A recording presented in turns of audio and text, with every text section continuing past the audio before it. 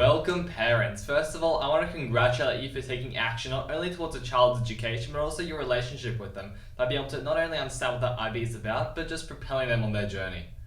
And secondly, let's get straight into this. Let's talk about the most important aspects of the IB so that you can understand what your child's going through. And the first part of that is going through the acronyms that you hear most often. Firstly, there's IAs, which are internal assessments. And these are assessments or projects that take weeks to complete, and every subject has one except for languages. They're called internal assessments because they're marked internally at the school. However, a sample is then sent to the IB to be moderated to ensure a fair marking across all IB schools. Then we have TOK, which stands for Theory of Knowledge, and you can see this as the IB version of philosophy. It's a subject which questions how we know what we know by looking at people's different perspectives and interpretations on knowledge. Then we have the EE, which is the extended essay, where students can explore a topic in great detail, much more deeply than what is included in any syllabus for a subject, and must be within the 4,000 word limit.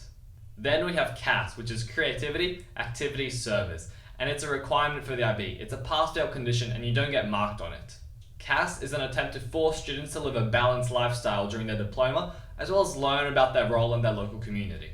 Then there's SL and HL, which are standard level and higher level respectively, and they're the two different levels to which you can study subjects within the diploma. Standard level subject consists of 150 recommended teaching hours. However, higher level subjects consist of the standard level syllabus as well as an additional 90 hours, which makes a total of 240 hours for the high level subjects.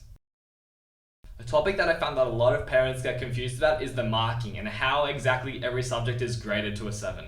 So firstly, every student takes 6 subjects as well as TOK, EE and does CAS. And each one of those 6 subjects is graded to a 7. And then there's an additional 3 bonus points which consist from the TOK EE matrix. And also keep in mind that every subject requires a different percentage and a different grade to actually get a 7. For example, to get a 7 in Spanish ab initio in November 2019, you would have needed 86%. However, you would have needed 68% in HL physics. Whilst this is often seen as one subject being easier or harder than the other, this actually represents how the whole global cohort did for that particular exam for that subject.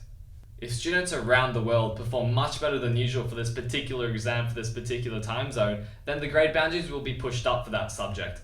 This ensures that there aren't years where everybody gets a 7 and there also aren't years that nobody gets a 7.